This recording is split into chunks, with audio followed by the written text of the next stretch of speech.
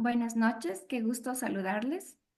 Es un placer para Educamedia abrir este espacio y brindarles nuestra cordial bienvenida al taller sobre normativas laborales y su aplicación práctica, donde abordaremos las normativas laborales en Ecuador, los contratos laborales y modalidades de contratación, así como las inspecciones laborales y sanciones. Estamos muy contentos de contar con su presencia y seguros de que esta sesión será de gran valor para ustedes profesionales en las ramas de Derecho, Administrativas y Recursos Humanos. Les recordamos que este taller es completamente gratuito y aquellos que deseen un certificado de participación pueden obtenerlo a través del enlace que hemos proporcionado en el chat del Zoom. Este certificado puede ser añadido a su portafolio profesional demostrando su formación y habilidades en la normativa laboral. Estamos transmitiendo en vivo por Zoom y YouTube. Si tienen preguntas, por favor no duden en dejarlas en el chat. Al final de la sesión, dedicaremos un tiempo para responderlas.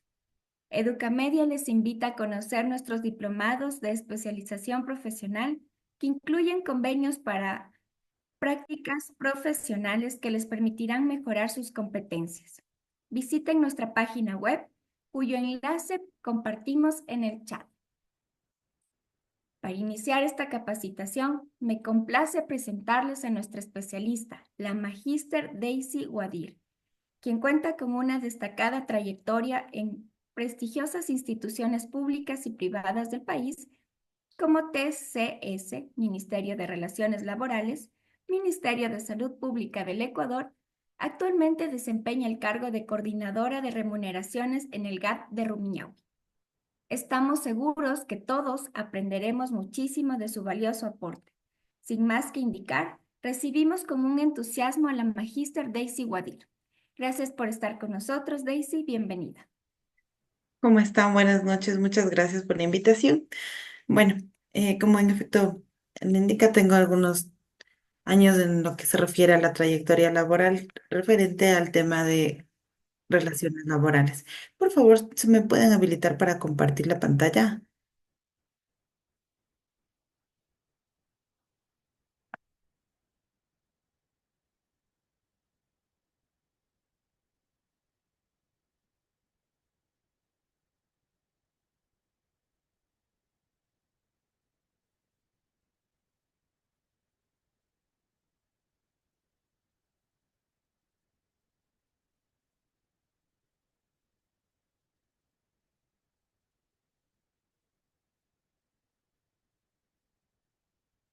Bueno, el día de hoy les voy a hablar un poco sobre la normativa legal vigente en el Ecuador con lo que se refiere a materia laboral.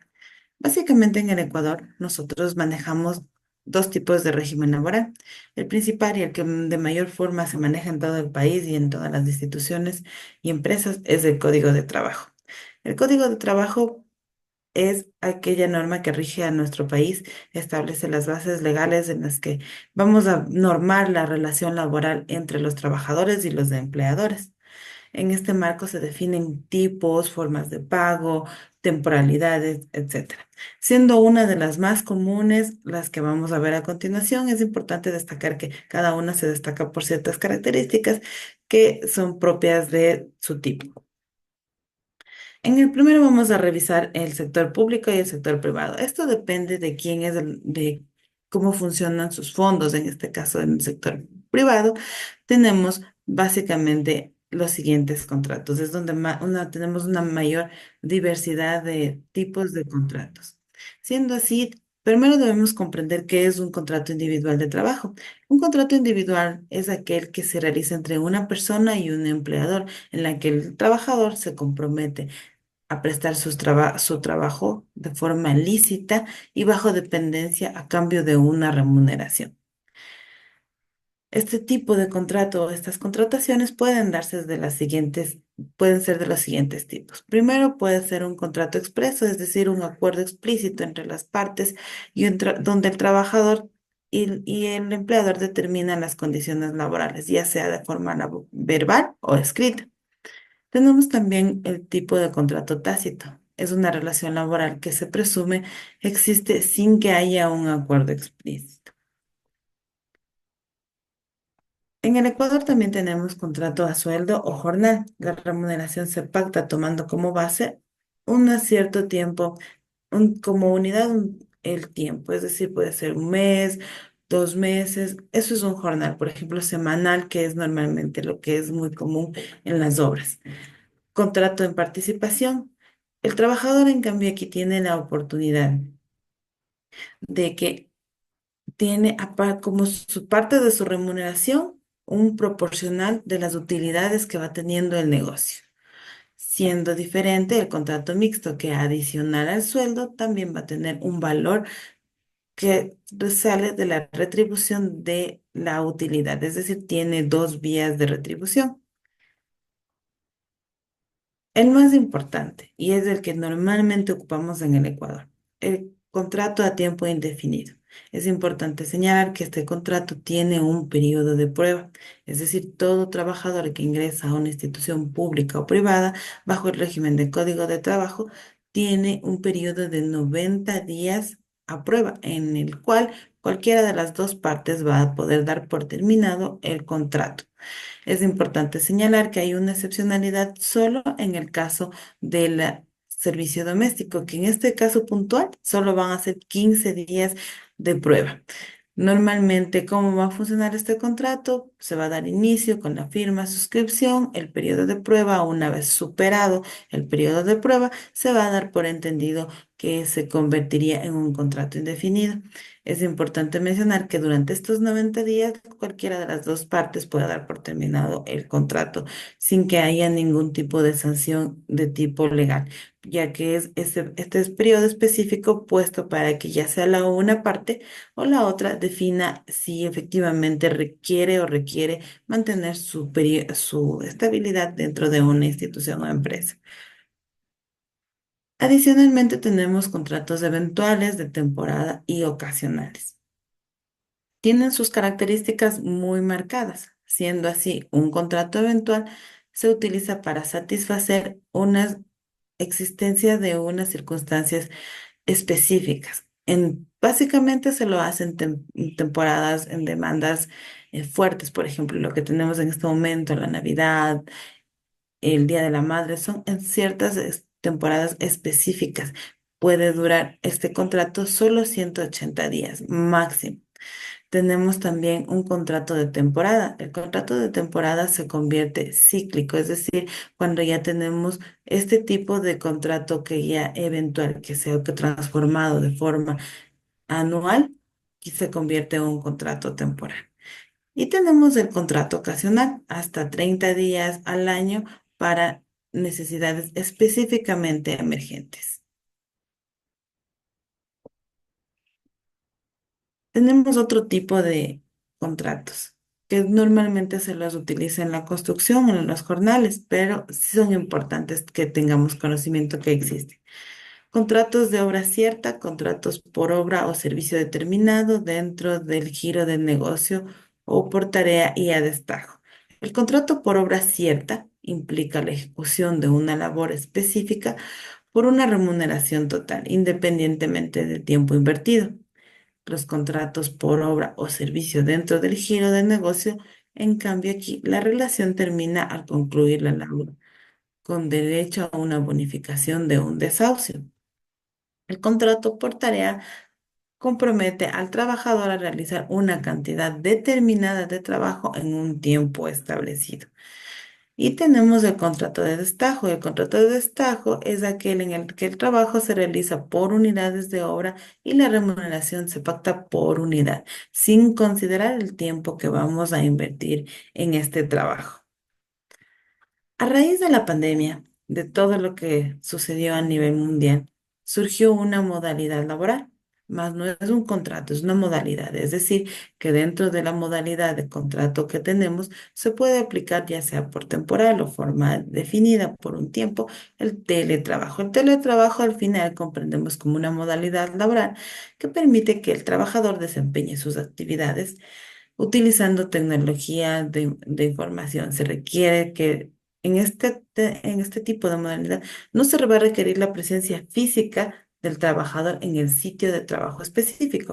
Esta modalidad fue incorporada a partir de la Ley Orgánica de Apoyo Humanitario en el 2022, como les explicaba en respuesta a la crisis sanitaria que tuvimos por el virus de COVID-19. Los teletrabajadores gozan de todos los derechos laborales, considerando como si como si fuesen presenciales, incluyendo adicional una particularidad que tienen el derecho a una desconexión de por lo menos 24 horas continuas en el periodo de 24 horas. Es decir, estas personas tendrán un tiempo continuo en el que no deberán tener acceso o no deberán trabajar durante 12 horas continuas, porque empezó a existir muchas falencias por parte de los trabajadores de los empleadores, perdón, en las cuales les hacían trabajar más allá de una jornada laboral de 12 horas, por lo cual tanto se determinó que es una exigencia esta desconexión. El empleador adicional para que las personas puedan tener esta modalidad o puedan acceder a esta modalidad, deben dar las condiciones necesarias a los trabajadores para que puedan acoger a estas disposiciones y siempre deben respetar los espacios de descanso y los tiempos que señala la ley. Tenemos para aplicar esta modalidad, más no un tipo de contrato, es importante que separemos y definamos bien que no es un tipo de contrato, es una modalidad. Yo puedo tener un contrato indefinido y tener una asistencia de teletrabajo. Debemos tener un acuerdo voluntario entre las partes, es decir, tanto el empleador como el trabajador vamos a acordar esta modalidad laboral. Debemos tener una provisión de herramientas, es decir, el empleador va a garantizar que nosotros tengamos la accesibilidad a una computadora, que tengamos todas las condiciones para acceder a este tipo de trabajo y podamos cumplir nuestras funciones de forma adecuada. Y obviamente el tema de la derecho a la desconexión, es muy importante dentro de esta modalidad por todas las situaciones que se empezaron a dar en el teletrabajo cuando tuvimos el problema de la pandemia. Una de las modalidades laborales sí es el trabajo juvenil. Es un contrato juvenil, es un convenio por el cual se vincula laboralmente a una persona joven que actualmente se comprende entre los 18 y 29 años de edad, con la finalidad de impulsar el trabajo juvenil en relación de dependencia en condiciones justas y dignas a fin de garantizar el acceso al primer empleo y la promoción de las habilidades y conocimientos de los jóvenes. El número o porcentaje de trabajadores entre 18 y 29 años de la empresa será regulado por el Ministerio de Trabajo en función del tipo de actividad y tamaño de las empresas. Este es uno de los puntos que el Ministerio de Trabajo suele inspeccionar cuando realiza algún tipo de verificación o inspección. Vamos a conversar ahora acerca de las normas para el control de obligaciones de los empleadores. Es muy común que el Ministerio de Trabajo realice inspecciones sobre el cumplimiento de la normativa legal en empresas. Normalmente hay dos partes. Suele ser que por sorteo le toque a la empresa o que por algún tipo de denuncia. El Ministerio de Trabajo está activo normalmente por varios canales para receptar denuncias de los trabajadores. Al encontrar ya una cierta particularidad y un cierto número de denuncias de las empresas, ya se realizan inspecciones dirigidas que se encargan de verificar específicamente ciertas denuncias. Dependiendo de las denuncias, suelen ser de forma inmediata o nos pueden pedir la documentación vía correo electrónico. Es así que el Ministerio de Trabajo, a fin de regular estas situaciones, emite un acuerdo ministerial en el cual establece cómo va a hacer estas inspecciones, cómo se va a proceder, qué procedimiento se debe seguir tanto el Ministerio de Trabajo como los empleadores para aplicar estas inspecciones. Por lo general, nos suelen inspeccionar si estamos pagando 13º, 14º, utilidades, actas de finiquito, condiciones laborales. Eso es lo que normalmente es un común denominador dentro de las inspecciones. Es importante recalcar que para el Ministerio de Trabajo los derechos del trabajador es muy importante, por lo cual tanto revisan por lo general casi siempre el tema del cumplimiento del ministerio de las pagos de 13º, 14º y utilidades. Es importante recordarles que en el Sistema Único de Trabajo, el SUT, nosotros los empleadores debemos registrar una vez que se realice el pago del 13º y 14º sueldo, en función del noveno dígito del RUC, se debe registrar, es decir, se va a subir esta información al Ministerio de Trabajo en cumplimiento a su norma.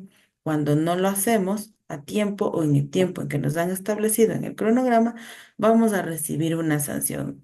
Normalmente suele ser de un salario básico. Es, mm, el Ministerio de Trabajo suele sacar una tabla. Por ejemplo, estamos cerca del pago del 14º sueldo. Todos sabemos que es hasta el 24 de diciembre. Todos los empleadores lo podrán hacer del 1 al 24. El Ministerio de Trabajo, cerca de esta fecha, remite un calendario en donde los empleadores debemos subir la información para declarar el cumplimiento de esta obligación.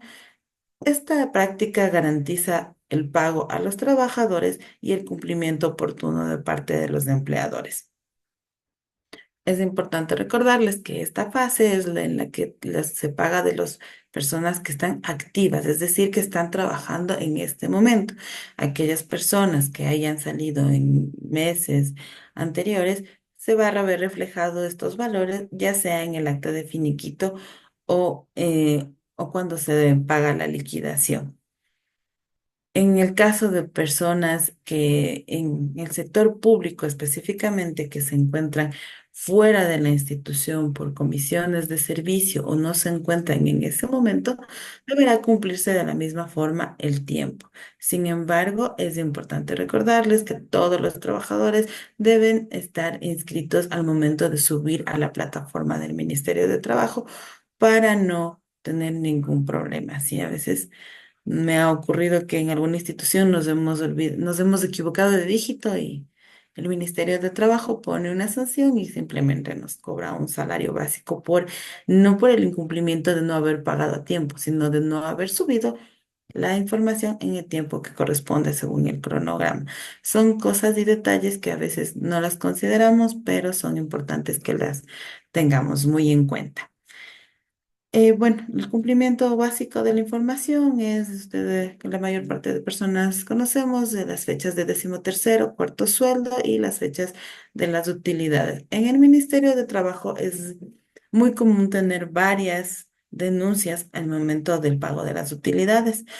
Recuerden que es igual que nos decimos, se paga el momento de las utilidades del personal que está activo. En caso de que tuviésemos personas que no están en la institución, se puede pagar o también se usa la figura de consignación ante el Ministerio de Trabajo. Esto significa que cuando elevamos el acta de finiquito o el pago de la utilidad, podemos consignar, es decir, entregamos el valor al Ministerio del Trabajo y el trabajador tendrá que acercarse para hacer la gestión pertinente y poder obtener el valor que ha sido asignado. Estas cosas nos permiten a los trabajadores recibir los valores oportunamente y a los empleadores cumplir con todos los requerimientos que tiene la ley con relación a los pagos. Pero como les comentaba, tenemos un procedimiento para esto. Antes, pues solía incluso hace algunos años estas inspecciones eran bastante fuertes. Lo siguen siendo, pero ahora ya tienen un procedimiento mucho más ordenado que nos permite a los empleadores tener una dinámica de poder incluso disipar ciertas dudas que suelen pasar. Se encuentran, como les comentaba, las integrales y las focalizadas. Las integrales, cuando nos revisan todo porque nos ha tocado en un sorteo o porque designan que nos van a revisar. Las focalizadas es específicamente por una denuncia exacta que se tiene. Normalmente en las focalizadas lo que hace es el inspector es acercarse a la institución o empresa y pedir específicamente la información del trabajador o persona denunciante y específicamente sobre lo que hablamos. Es así que en alguna institución que laboré tuvimos una denuncia por el pago de horas extras. El inspector se acercó y específicamente nos puede pedir, ya sea en ese momento o ya sea que le enviemos vía electrónica. Normalmente, las empresas lo que hacemos es entregar la información en ese momento para que no quepa la duda de que se está cumpliendo la información con el tiempo y con las condiciones del trabajador. Sin embargo, tenemos una facilidad de que también podemos remitir esto por correo. En este caso, por ejemplo, que les comento de las horas extras, lo que hacíamos es entregar los roles, entregar toda la documentación que respalda que efectivamente se está dando cumplimiento al pago de horas extras y suplementarias del personal. Es importante que indicarles que también se hacen notificaciones, no siempre van los inspectores de trabajo de forma presencial, también suelen notificarlo vía electrónica. Cuando es focalizada, lo suelen hacer. Por lo general, es una visita de campo, pero nos pueden también notificar por correo. Recuerden que nosotros tenemos el registro en el Sistema Único de Trabajadores, por lo tanto, deben tener siempre actualizada esa información. Las inspecciones electrónicas se notifican, el empleador nos notifican y solicitan los documentos mismos que serán entregados en el plazo de 10 días. El inspector va a analizar esta información y va a revisar efectivamente si estamos cumpliendo o no con lo que la normativa señala. Debemos nosotros pasar este periodo de 10 días para nosotros remitir y evaluarán. Es decir, el procedimiento para las inspecciones van a ser cuatro ítems importantes: la notificación, la revisión, la justificación en la que nosotros vamos a poder indicar todas las situaciones que se están dando y la resolución. En la resolución puede haber dos cosas: o nos archivan el caso y no pasó nada, o nos imponen una sanción dependiendo de cuán grave es el hallazgo que tengan en la empresa. Las sanciones dependen de cuál ha sido la falta o cuántas han sido las faltas, porque cuando nos inspeccionan ya aprovechan y de una vez nos revisan todos los otros componentes. Entonces hay faltas leves, faltas graves y faltas muy graves.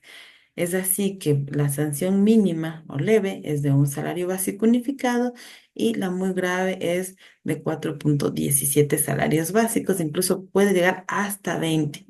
Es importante tener clara esta parte porque depende mucho de cuál ha sido la denuncia, qué nos están inspeccionando.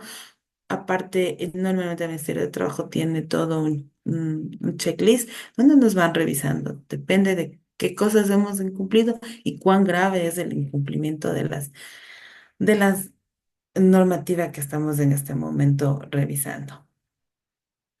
En cuanto al sector público, el sector público es uno de los componentes más grandes del país y en este componente tenemos dos regímenes muy marcados: Código de Trabajo y la Ley Orgánica del Servicio Público.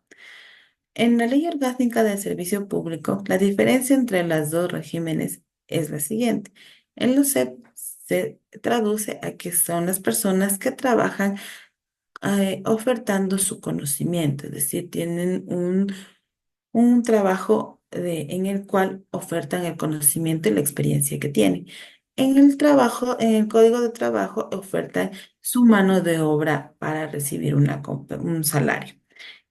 En lo que es los CEP, la relación laboral, funcionamos, tenemos contratos, pero no se llaman contratos indefinidos. Aquí vamos a ver otro tipo de relación laboral que va a ser por ya sean nombramientos permanentes en los cuales las personas a través de un concurso de mérito y de oposición obtuvieron una plaza y tienen un nombramiento fijo permanente que le conocen. Tenemos nombramientos provisionales que son aquellos que están ya creados, sin embargo, aún no han sido publicados para un concurso de mérito y oposición. Tenemos los nombramientos de libre remoción y de periodo fijo. Por ejemplo, de libre remoción suelen ser los directores, ministros o situaciones parecidas. Y de periodo fijo son aquellos que por su naturaleza se establece un periodo. Es decir, por ejemplo, el superintendente de bancos, superintendente de Economía Popular y Solidaria, es ubicado por un periodo fijo. Tenemos concejales, depende la naturaleza que tengan. Es un periodo fijo, pero no significa que sean permanentes. Y tenemos también el contrato de servicio ocasional, es decir, que fueron creados por un tiempo específico y se encuentran habilitados dentro de la institución. No es muy común, pero sí se lo maneja dentro de las instituciones el contrato de servicio profesional, es decir, lo que normalmente conocemos como contrafactura.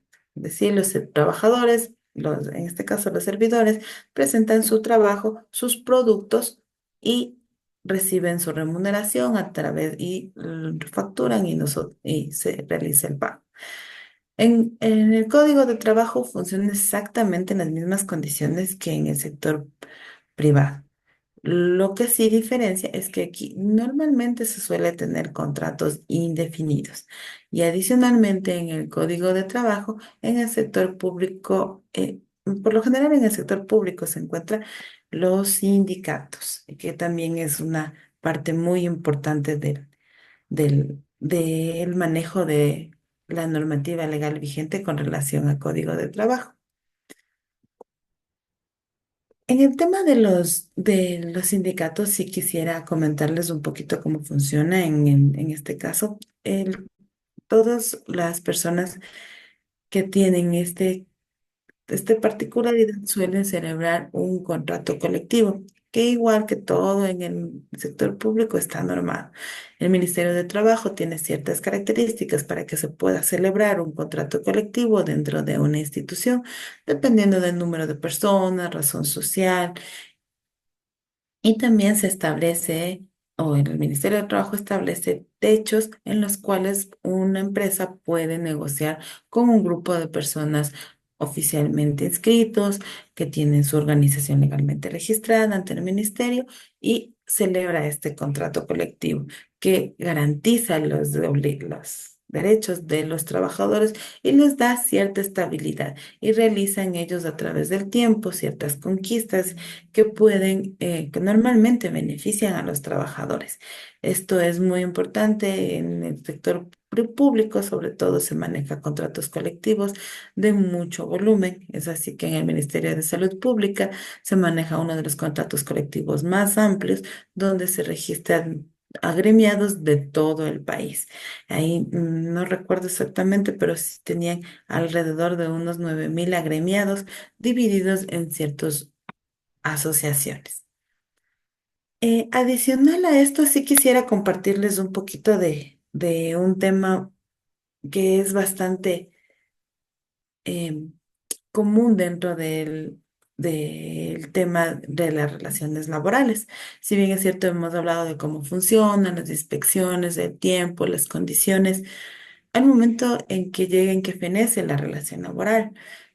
¿Y cuándo fenece? Cuando una persona se jubila, aparte de que puede ser por otro tipo de situación que fenece la relación laboral, pero hay una particularidad muy importante, las jubilaciones. Las jubilaciones patronales son aquellas en las que las personas, es decir, los trabajadores, hayan trabajado en la misma institución de forma continua o discontinua más allá de los 25 años. El Ministerio de Trabajo será el encargado de calcular el valor que se va a pagar de forma vitalicia a esta persona, al trabajador, e incluso un año subsiguiente a su heredero.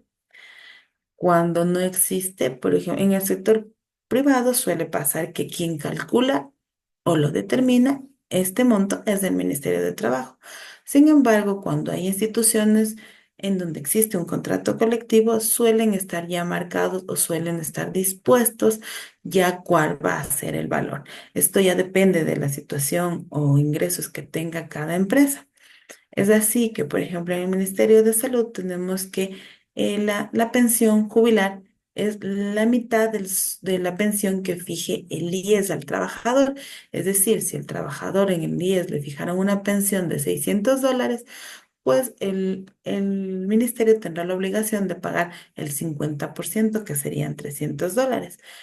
Sin embargo, no es, es una particularidad. Por ejemplo, en el municipio de Sangolquí, de Rumiñahui, perdón, está dado por ordenanza. Son ciertas situaciones, pero en su normalidad, todo trabajador que tenga este tiempo de trabajo tiene derecho a la compensación por parte del patrono con un valor, ya sea calculado de las diversas formas que les he explicado. Esta situación, más allá de eso, una persona tiene, yo le suelo decir dos jubilaciones. Tiene la jubilación, la patronal, y adicional, la que todo el mundo le conocemos, la del IES. Esta se gestiona ante el Instituto Ecuatoriano de Seguridad Social y tiene ciertas características para que nosotros podamos acceder a la misma. Es importante indicarles esto porque a veces creen que van a acceder a una jubilación, es decir, se jubilan por la jubilación del IES, pero no cumplen sus condiciones para la jubilación patronal. En la jubilación del IES tenemos las siguientes características. Una persona debe tener 60 años de edad y mínimamente 360 aportaciones, o lo que se traduce a 30 años de trabajo. Debe tener una persona las dos condicionantes para poder acceder o para poder aplicar. Hoy en día ya es en línea este trámite. Antes los trabajadores tenían que acercarse directamente a las oficinas, pero es importante indicarles que deben tener estas dos condicionantes juntas para poder acceder. Es decir, no pueden tener 59 años y 360 aportaciones. En este punto, las instituciones, perdón, el Instituto Ecuatoriano de Seguridad Social permite tres condicionantes: 60 años de edad, 360 aportaciones; 65 años de edad y solo 180 aportaciones. En estas aportaciones son de forma global, no solo públicas o no solo privadas, de forma general. Y la última tenemos, no, tenemos una de 70 años, que es cuando una persona trabajó al menos 10 años, es decir, 120 aportaciones. Y suele pasar que hay instituciones en las que hay personas que tienen más de 180 aportaciones. Esto por lo general pasa cuando una persona empieza a laborar desde los 18 años y antes, hace algunos años, trabajaban desde los 16 años. Es por eso que a sus 58 años, a sus 56 años, las personas ya tenían la capacidad de jubilarse, porque cuando se tiene 180 aportaciones, no se mira en la edad, es sin límite de edad, lo señala la ley. Tenemos una jubilación muy especial que se llama por vejez. Esta funciona cuando las personas tienen discapacidad. Tenemos por cuando tenemos discapacidad física o intelectual. Esta jubilación es muy particular. La jubilación física, perdón, cuando tengo una discapacidad física, al menos de 30% y 300 aportaciones, las personas podrán acceder a su pensión jubilar por el IES. Es importante destacarles que no es el mismo valor, no es la misma proporción que una jubilación normal por vejez, pero existe. Tenemos también una jubilación por vejez, pues, cuando tienen las personas una discapacidad intelectual que tiene al menos el 30% de esta discapacidad y 240 aportaciones al IES. Como les menciono, no es el mismo valor. Esto nosotros lo hemos visto algún tiempo, no es la misma proporción, pero existen y hay personas que sí la usan y la aplican porque ya no sienten que tienen las condiciones para seguir laborando y requieren jubilarse. Y tenemos la jubilación por invalidez. No es lo mismo la jubilación por discapacidad o jubilación especial por vejez que invalidez. La invalidez es de aquella condición en la cual el IES, a través de sus oficinas de riesgos, señala que una persona ya no puede ejercer su trabajo, es decir, ya no va a poder trabajar. En las otras, como ustedes pueden ver, es una opción que tienen las personas. Sin embargo, en la jubilación por invalidez, el IES determina que efectivamente esta persona no va a poder trabajar porque sus condiciones físicas no lo permiten. Es así que ellos deben jubilarse. La jubilación de este tipo no es opcional, es prácticamente obligatoria. Eso les podría indicar de forma general que es bastante amplio. Algunos días atrás salió una resolución también del Ministerio de Trabajo y también me parece que salió en la Corte Constitucional que este tema de la jubilación se está revisando exhaustivamente. La jubilación, nosotros en el sector, en el ámbito de talento humano, le conocemos como la jubilación reducida, que habla de las personas que tienen 13 años mínimamente en trabajando. Pasa porque las empresas, faltando, tienen 24 23 años y lo que hacen es desvincularles para no tener que pagar la pensión. Sin embargo, al momento ya se está revisando esta situación y parece que vamos a tener un tema de que se va a tener que realizar un pago por una jubilación patronal reducida, que son en casos particulares y puntuales.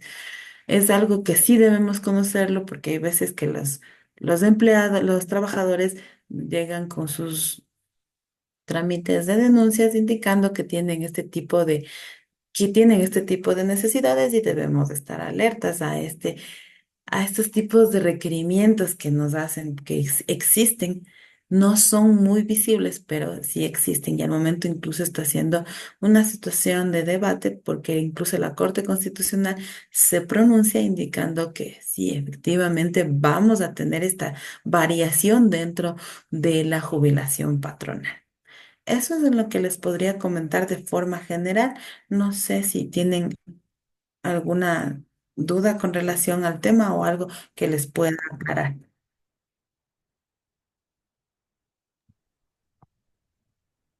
¿Tal vez alguna duda? Tengo una pregunta. Claro, Dice, buenas noches. Con respecto solamente a la jubilación. claro. No, digan en general la Ah, duda que tengan, de no se acuerdo. preocupen. Buenas noches. Si una persona se la contrata, pero no existe un contrato escrito y después de un tiempo determinado, en contraste, de un tiempo determinado, contrataste, perdón, dame un segundo, se perdió, decide ya no seguir con el ejercicio laboral, el empleado puede empezar un reclamo con el ministerio para exigir sus derechos. Sí, en este caso sí se puede. Hemos visto casos en los cuales, si bien es cierto, no estaba por escrito, pero por eso existen los acuerdos verbales y tácitos. En estos casos suelen pedir pedir que se demuestre que hubo la relación laboral, ya sea con testigos o con alguna forma en la que puede el trabajador probar que tuvo la relación laboral. Por ejemplo, puede demostrar con pagos que le hayan hecho a través de transferencias. Al momento en que el trabajador logra demostrar que tuvo la relación laboral, ellos pueden acceder a este tipo de denuncias hacia los empleadores.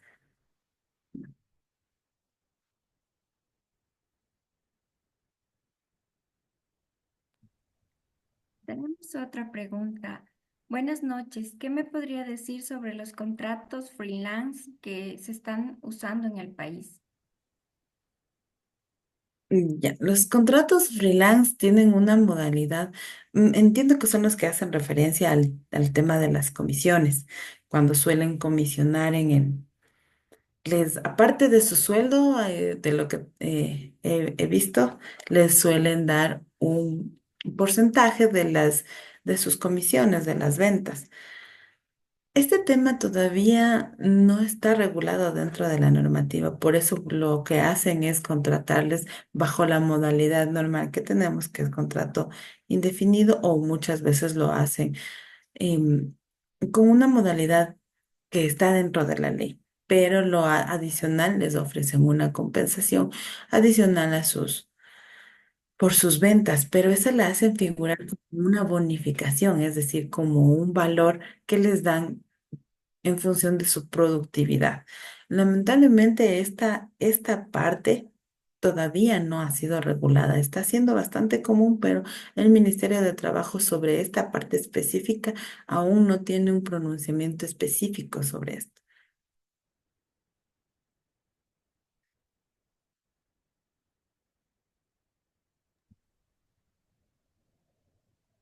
Agradecemos profundamente a Daisy por su invaluable contribución. Hemos adquirido conocimientos cruciales sobre las normativas laborales, los contratos y las inspecciones. Para asegurarnos de que todas sus dudas sean resueltas, vamos a continuar con las preguntas. Tenemos preguntas también en YouTube. Pueden realizarlas, perdón, por YouTube y por Zoom. En este momento pueden inscribirnos para poder resolver o que pueda Daisy contestar sus preguntas o sus inquietudes. También pueden levantar la mano por Zoom y daremos paso a su participación.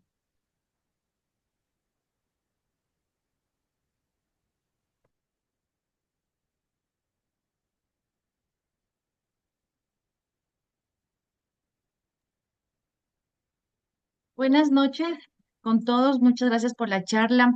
Le haré una consulta. En el tema de contratos como empresa nueva, sé que como una sociedad civil comercial se registra, pero si no se tiene empleados, ¿cómo se puede registrar? ¿Y cuáles serían los requisitos para estar al día en el Ministerio de Relaciones Laborales, siendo apenas dos socios, pero no tener personal? Entonces, ¿cómo registro que no tengo personal? Porque no hay contratos. Todavía no tienen contratos. Bueno, cuando son de instituciones o empresas de reciente creación, sí permite que normalmente la planilla no puede estar todo el mundo a prueba. No puede estar, es Bueno, decir, no, hay un límite menor, un porcentaje que puede estar a prueba. Eso lo hacen para que no tengamos esto de que estén cambiando la gente continuamente. Sin embargo, en este caso, ustedes se registraron, o sea, tienen la empresa registrada, ya existen como empresa. ajá, pero no en la supra de compañía, sino en el registro mercantil como sociedad civil comercial. Y como estamos recién creando, solo somos dos socios y nada más que estamos haciendo. Tal vez, obviamente, unos 6 meses ya tendremos personal, pero ahorita no hay nadie, solo estamos los dos socios, nadie más. Al momento no tendrían ningún problema porque no están ustedes registrados como trabajadores, sino como socios. Socios fundadores, me imagino que son de las empresas, de la empresa. Lo único, exactamente, y tú como te escuchaba en el tema de contratos, entonces en el Ministerio de Relaciones Laborales nos inscribimos para tener el IN, pero no hacemos nada porque no estamos como trabajadores, solo estamos como representante legal y nada más. Esa es mi consulta. Claro, es que al momento no tendrían problemas, porque ustedes efectivamente deben tener el registro del sistema del SUD, de todas las claves del IES, porque ustedes luego van a les van a empezar a regular. Sin embargo, cuando son empresas de reciente creación, se comprende que no es necesario que tengan personal y bastantes personas desde el inicio, sino vayan progresivamente. Normalmente lo que suelen hacer la gente es ubicarse ellos mismos, por ejemplo, en este caso tú te podrías ubicar, pero depende de las condiciones. Entonces tú podrías, incluso tú o tu socio, aparte de socios, podrían vincularse como trabajadores Ok. para ¿Nos que se recomiendas de entienda. esos? Sí, es recomendable que ustedes, aparte de su condición, también se registren como empleadores, ya sea como trabajadores, para que lo realicen. Pero no es necesario que lo hagan de forma urgente, porque no es algo que el ministerio va a sancionar o va a revisar por la misma condición que tienen de creación. Perfecto. No, no se registra como que no hay trabajadores, entonces simplemente lo dejamos así hasta ver qué se Sí, puede hacer. Te exacto. agradezco mucho. ¿Ya? Muy gentil, muy amable. De nada, Gracias. mucho gusto. Gracias por tu participación.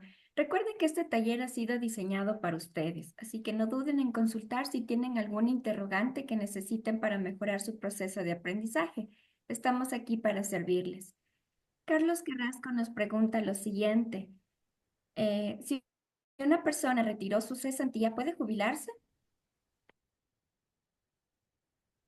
Sí, sí puede jubilarse. La cesantía es otra cosa, es un valor que nos van, cuando nosotros nos descuentan en el IES, una parte va al tema de la cesantía, otra parte, un porcentaje del valor, va al fondo para el seguro de desempleo, se llama el seguro de desempleo. La cesantía y los fondos de reserva se conllevan en una garantía para que una persona pueda acceder a sus créditos hipotecarios o quirografarios. Esa es otra cosa, es lo que sí, se pueden jubilar, pero lo que pasa es que ellos no van a poder hacer préstamos, que esa es otra cosa muy distinta. Pero las personas se pueden jubilar porque tienen derecho a su pensión normal determinada por la ley, pero la cesantía y los fondos de reserva que normalmente, bueno, la mayor parte de gente mensualiza, pero si hay gente que acumula para que tenga este fondo como garantía y el IES les presta o les da el dinero en función de este valor. Es decir, si la cesantía los fondos de reserva juntos van a ser un valor y va a venirse su capacidad de pago para determinar el valor que el IES podría desembolsar. Esto más se considera como un fondo de garantía. Perfecto, gracias. Otra pregunta. Sobre los contratos de servicios ocasionales bajo la LOCEP, el artículo 58 en proyectos de inversión, ¿qué pasa si después de 5 años les despiden? En el tema específico de contratos de servicios ocasionales, cuando son proyectos de inversión, sí hay un problema. A ver, nosotros en en servicios ocasionales tenemos el proyecto de inversión y el proyecto corriente. El de inversión es creado específicamente para una necesidad, pero esa necesidad puede ser constante. Es así como en el Instituto Ecuatoriano de Estadística y Censo se maneja esta modalidad. Les comento, yo trabajé ahí justo en el tema del censo nacional que tuvimos en el de población y vivienda y ahí pude descubrir que efectivamente ellos tienen fondo de inversión que lo manejan y ellos lo van replicando de forma cíclica, pero es importante indicarles que a pesar de que sea de proyecto de inversión, el contrato de servicio ocasional tiene una vigencia. Normalmente, bueno, ahora lo es un año y luego puede pedirse una prórroga para esto. La prórroga ya se convierte en un tipo de nombramiento provisional. El problema que tienen este tipo de contrato es la fuente. Al considerarse de inversión es de un proyecto, es decir, va a tener un inicio y va a tener un fin. Por eso es que se mantienen en esta modalidad durante el tiempo que dure el proyecto. Por ejemplo, en el censo específico que les hablo, si dura 2 años, 3 años, la persona podrá estar con esta modalidad contractual es por el tipo de gasto que tiene, es decir, de inversión, porque responde específicamente a un proyecto que tendrá inicio y tendrá fin. Continuamos con la siguiente pregunta. ¿Qué pasa cuando en una empresa pública se hicieron muchas horas extras que nunca fueron canceladas? ¿Después de cuánto tiempo prescriben los derechos? Ya, los derechos de los trabajadores son embargables, no intransferibles, es decir, pueden hacer uso de su derecho a reclamar siempre y cuando con pruebas. Es importante que los trabajadores vayan recopilando pruebas. Esto es muy común y suele pasar que en años anteriores no pagaban por algún motivo, pero los derechos de los trabajadores son mm, con decirles que en el tiempo que trabajo en el sector público he visto denuncias hasta del 1900, que tengo que investigar cómo fue, qué pasó, porque los derechos de los trabajadores nunca prescriben. Otra pregunta más. A un conserje de un condominio que tiene una tienda, ¿qué tipo de contrato es el más adecuado?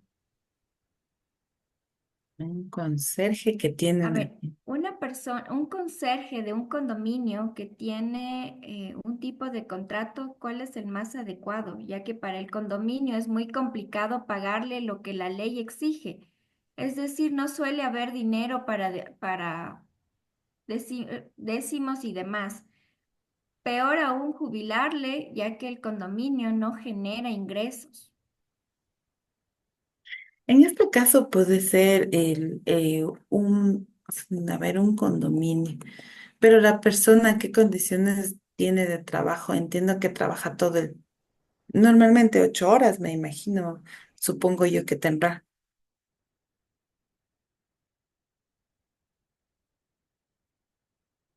Si puede ayudarnos, por favor, con esa inquietud. Así es, 8 horas. Ya, 8 horas y me imagino que me puede confirmar tal vez si tiene vivienda ahí o me imagino que sale las dos. En este caso, normalmente he visto varios casos, ya sea en las personas de servicio doméstico y las personas de seguridad por lo general suelen tener este problema. Normalmente lo que hacen, normalmente, pero no está tan bien, es contrafactura. Es decir, prestan un servicio y pagan.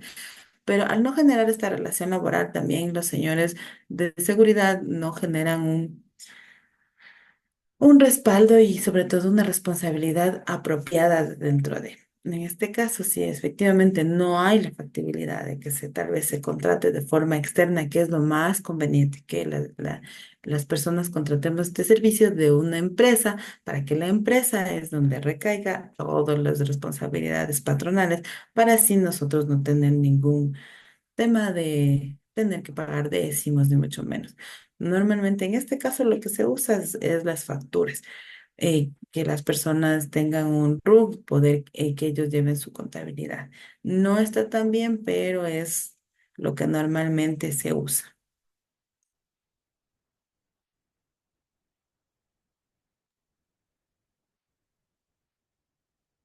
Hay como un contrato civil, Es de la misma pregunta, ¿verdad? ¿sí? Hay como un contrato civil. Sí pueden generar un contrato civil y ya la persona ya deja pueden celebrar un contrato civil con ciertas condiciones y las personas podrían, en este caso, el señor puede entregar su factura y genera esta situación con un RUC. Bueno, ahora no es físicamente un RUC, ellos pueden tener, ¿cómo se llama? Un RIMPE. Recuerdo que en el ministerio, que en una de las instituciones, en el INEC, cuando se realizó el censo, se contrató a ese montón de gente que contratamos para que realicen los censos en las casas, se los contrató contra factura, haciéndoles un contrato civil de trabajo y se les pidió el producto, es decir, el número de encuestas determinadas. Podría ser una opción. Muchas gracias. Agradecemos enormemente su activa participación en esta conferencia. Les invitamos cordialmente a encender sus cámaras para capturar un valioso recuerdo de esta sesión con una foto grupal espectacular.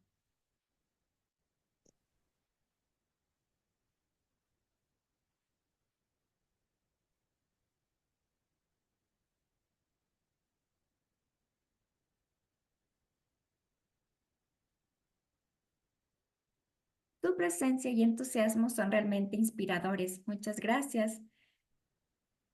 Es importante recordarles que, para obtener su certificado de participación, deben completar el formulario de registro del evento.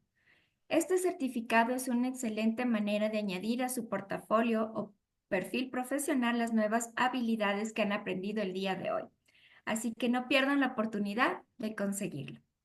Les invitamos a unirse a nuestro chat de WhatsApp, donde compartimos más contenido educativo, próximos eventos y muchos recursos útiles que los ayudarán a seguir mejorando sus habilidades y su perfil profesional.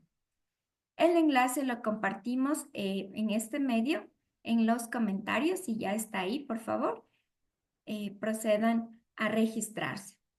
Con esto concluye nuestro taller sobre normativas laborales y su aplicación práctica.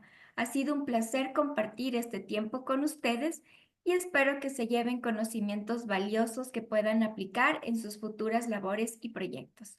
Gracias a todas las personas que hoy nos acompañaron. Que tengan una excelente noche y muchas gracias, Daisy, nuevamente. Muchas gracias con todos. Buenas noches.